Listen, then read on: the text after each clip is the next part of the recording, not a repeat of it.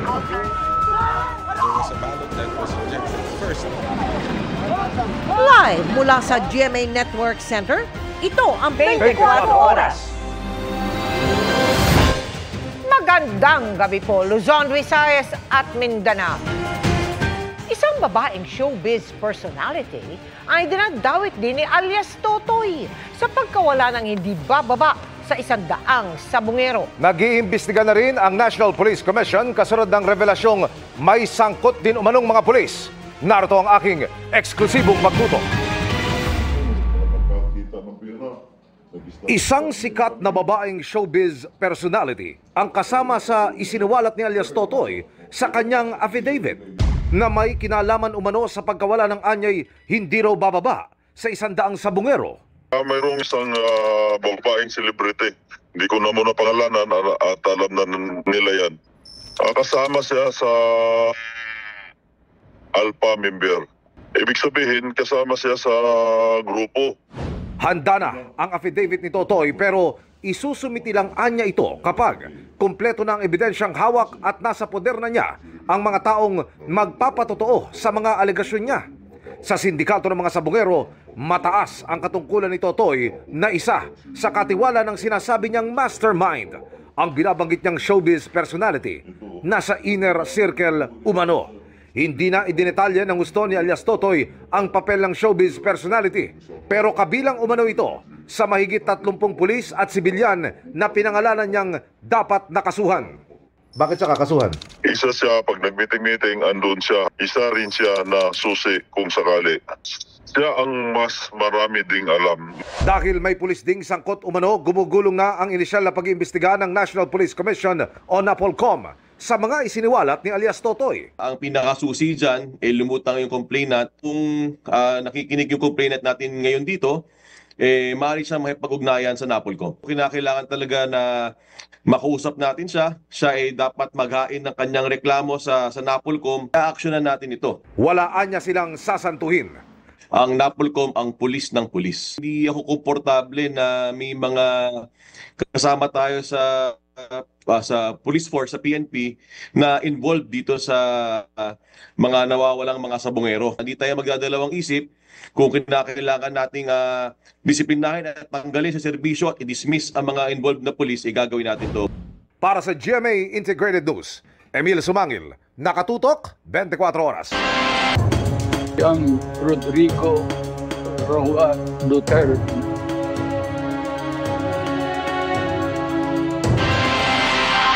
Nakikipagtulungan ang Witness Protection Program ng Justice Department sa International Criminal Court para protektahan ang mga Pilipinong tetestigo sa kaso laban kay dating Pangulong Rodrigo Duterte. Hiniling umano ito ng ICC ayon kay Justice Secretary Jesus Crispin Remulla. Nakatutok si Ian Cruz.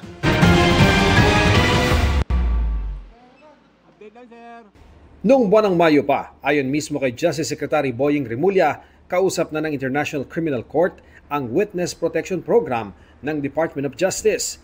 Yan daw ay para hingi ng tulong ng gobyerno para protektahan ang mga Pinoy na tetestigo sa kasong crimes against humanity laban kay dating Pangulong Rodrigo Duterte sa ICC. I told our program director to cooperate and to help them. And so far, for the past 2 months, starting May, nagsimula na itong pag-aano natin. Pag-cooperate for witness protection. We're working as government, protecting people. Diba? The government has to protect people. Whether they're witnesses for the ICC or the general populace, we try to protect the people. Sabi ni Secretary Remulla, ICC ang unang humingi ng tulong. Walang official communication. Basta ito, dumating, we chanced upon this na lang, nung nakiusap, sabi ko, sige, pagbigyan. Alam ka naman tayo pa humarang. Andyan na tayo. At mahalaga, yung testigo, makarating na maayos ang kanyang testimonya para malaman natin kung ano talaga ang nangyari sa mga panahon na yon. 3 hanggang 4 na Pinoy ang pinag-uusapang tetestigo kay Duterte na kailangan daw proteksyonan. Pero inaasahan nilang darami pa ito. Sagot ng gobyerno ang pangangailangan nila dito sa Pilipinas. Pero pag nilipad na sa The Hague, Netherlands, sagot na raw ito ng ICC. Basta we will protect the witnesses. Whatever it takes to protect the witnesses, we will do. because the prosecution will rely on these witnesses to prove their case.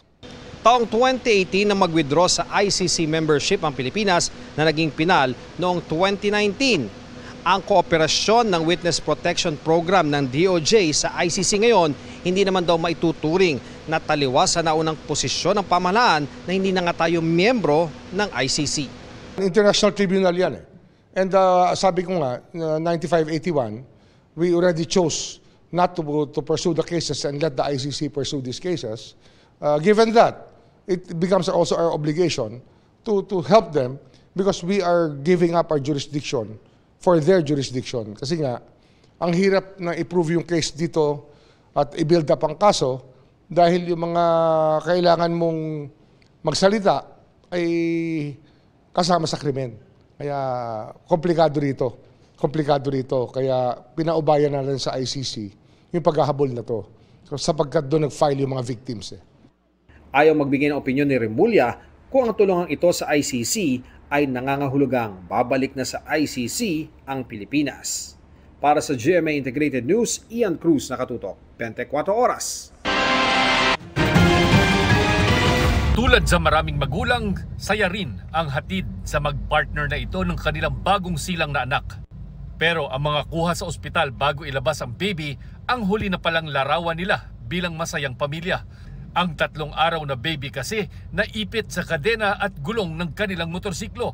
Ayon sa Tagkawayan Police, pauwi na sana ang pamilya sa Del Gallego, Camarines Sur. Nakabalot sa kumot noon ang baby habang karga ng ina na nakaangkas sa motorsiklong pinapatakbo ng ama. Pero lumaylay ang kumot hanggang sumabit na ito sa kadena ng motorsiklo. Mabilis na nahila ang buong kumot kasama ang sanggol na naipit sa kadena at gulong. Agad namang nakahinto ang motorsiklo at tumawag ng saklolo ang mag-live-in partner. Pero nahirapan ng mga rescuers at ilang residente na tanggalin ang sanggol sa pagkakaipit sa kadena. Naisugod sa ospital ang baby pero idineklara ng dead on arrival. Walang pahayag ang ina ng bata. Para sa GMA Integrated News, Chino Gaston, nakatutok, 24 oras. Kasunod ng big-time oil price hike ngayong linggo, may mga indikasyon na maaring bumaba na ang presyo ayon sa Energy Department. Good news kung matutuloy yan, lalo't hindi pa ramdam sa ngayon ang epekto ng mahal na langis sa ibang pangunahing bilihin. Nakatutok si Bernadette Reyes. Maaga pa lang nagpa-full tank na ang TNVS driver na si Mario. Hinabol raw niya talaga bago ang ikalawang bugso ng oil price hike ngayong linggo na 2 pesos and 60 centavos kada litro sa diesel, 1 peso and 75 centavos sa gasolina at 2 pesos and 40 centavos sa kerosene. Narinig ko sa balita na magtataas sila. Ang ginawa ko po is humabol po ako, nagpupultang po kaagad ako. Para sa ganun, yung ikot ko kinabukasan, nakakasave pa rin kahit pa paano. Kung nakaabot na si Mario, hindi naman naiwasan ng jeepney driver na si Emilio ang oil price hike dahil inipon daw muna niya ang pangpakarga ng diesel. Wala naman akong pera kanina pangpakarga. Kung meron lang, di dapat pinapultang ko na. Kaso wala rin naman talaga. Ayon sa Department of Energy, may mga indikasyon na maaaring bumaba ang presyo sa susunod na linggo matapos ang 2 unang araw na trading ng langis sa world market. Kahapon muling bumaba ang presyo ng gasolina sa world market pero bahagyang tumaas naman ang diesel at kerosene. Kung bumagsak man ang presyo ngayon, week, sigurado tayo next week maka-immediate din ang impact kaagad. Pangamba ng mga mamimili tulad ni Marife, baka sunod na tumaas ang presyo ng mga bilihin. Yung mga chicken, yung mga pork, yung mga isda, syempre tataas yun, di ba? So hindi mo maiiwasan. Talagang tataas yun, pero sana wag naman. Pero ayon sa Department of Agriculture, wala pa namang namomonitor na pagmahal ng mga agricultural products. Kung sakali, normal lang anilang tumaas ng 5 to 10% ang mga produkto dahil sa dagdag presyo ng petrolyo. Nakatutok hindi lang ang DA, pati ang Department of Trade and Industry at iba pang ahensya ng gobyerno na dapat walang masyadong pagtaas ng mga bilihin kung unnecessary naman. Ayon sa Department of Trade and Industry, wala pa silang natatanggap na hirit na taas presyo mula sa mga manufacturers. Gayunpaman, nakipagpulong na sila sa Cancer Disease Association of the Philippines sa gitna ng tumataas na presyo ng produktong petrolyo. We requested for no price increase, which they actually granted in our talk. Siyempre, sometimes pag may ganito, they'll always clamor for price increase. No? But for now, there's no price increase. Para sa GMA Integrated News, Bernadette Reyes, nakatutok 24 oras. Ninakaw ang kable ng ilang CCTV camera na ginagamit sa No Contact Apprehension Program ng MMDA. Ang posibleng motibo sa pagtutok ni Joseph Moro.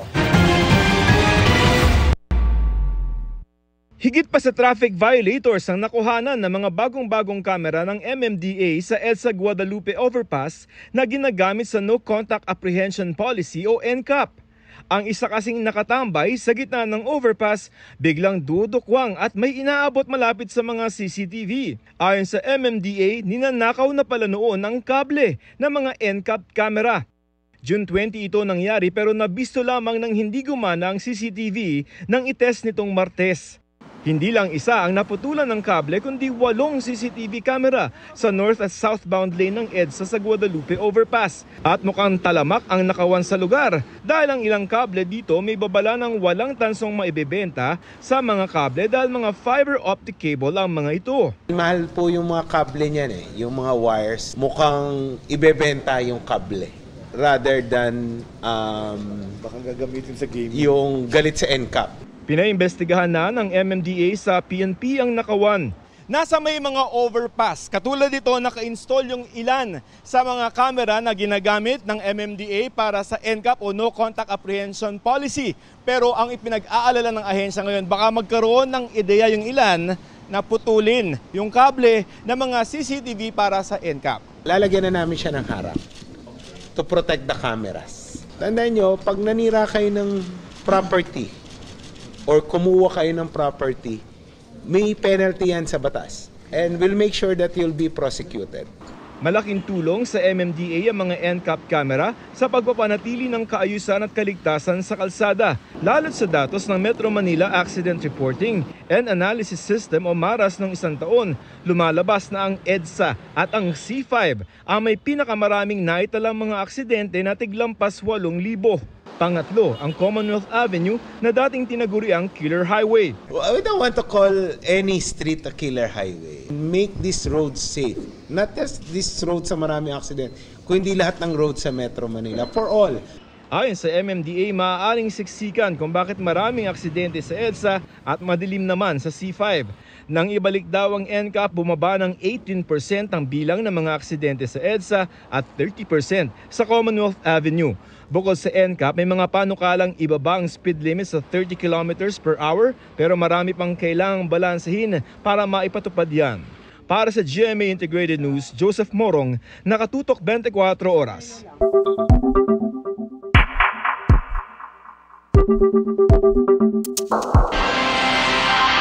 Paniwala ni Vice President Sara Duterte may kinalaman sa 2028 presidential elections ang paghahain ng impeachment case at pagpapaaresto sa kanyang amang si dating Pangulong Rodrigo Duterte. Sinabi ng bise sa panayam sa Russian media na Russia Today, tinarget siya dahil siya umano ang frontrunner o nangunguna sa laban. Nakatutok si Ivan Mayrina. Para kay Vice President Sara Duterte, ang pinagdaraanan daw ng kanyang pamilya ngayon may kinalaman sa eleksyon 2028.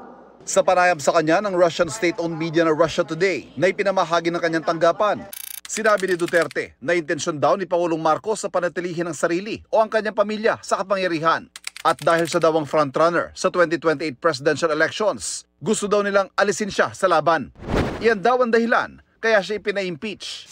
Dagdag ng bise, pati raw ang pagpapaaresto sa amang si dating Pangulong Rodrigo Duterte may kinalaman dito. Sabi ng bise, iniisip daw nilang hihina siya kapag naikulo ang dating Pangulo dahil iisang pamilya sila. Tugon ng Malacanang dito, panglihis lang daw ang mga sinabi ni Duterte sa mga isyong kinakaharap niya. Nawawala po yung issue patungkol sa kanyang accountability tungkol sa confidential funds at iba't iba pang mga complaints na napapaloob sa articles of impeachment. Siguro po nais din po natin malaman ang katotohanan at wag lapang pong magtago sa naratibo na siya yung frontrunner para sa 2028 presidential election. Hindi rin pinalampas sa Malacanang ang pagbatikos si VP Sara sa pangunguna ng Pangulo kahapon sa pagsira ng libu-libong kilo ng floating shabu. Trabaho ba ng Presidente ang sirain ng ebidensya ng ano? Hindi yan trabaho ng... Hindi trabaho ng Presidente ang mag-photo op sa nahuli na drugs at mag-photo op sa pagsira ng nahuli na drugs. Bit-bit ni Undersecretary Claire Castro ay isang news article na may larawan ni dating Pangulong Rodrigo Duterte ng pangunahan ng pagsira ng mga nasa bata droga noong 2020. Hindi po ito pang photo ops lang. Ito ay nagsisilbing babala sa mga kriminal. At nagsisilbi rin po itong inspirasyon sa taong bayan na nagnanais na masawata ang illegal na droga. Baka nakalimutan po ito ni Vice Presidente. So ang pagtatrabaho po naman ay hindi dapat itago, dapat nakikita ng taong bayan. Para sa GMA Integrated News, Ivan Mayri na nakatutok, 24 oras. Huli ang isang ginang na nagsanla umano ng nirentahang sasakyan at kinikilang pa raw ang may-ari para isauli ito. Todo tanggi ang suspect sabay turo sa anak na gumawa umano ng krimen. Nakatutok si Marisol Abduraman. Exclusive. Pagkatanggap ng pera at budol money,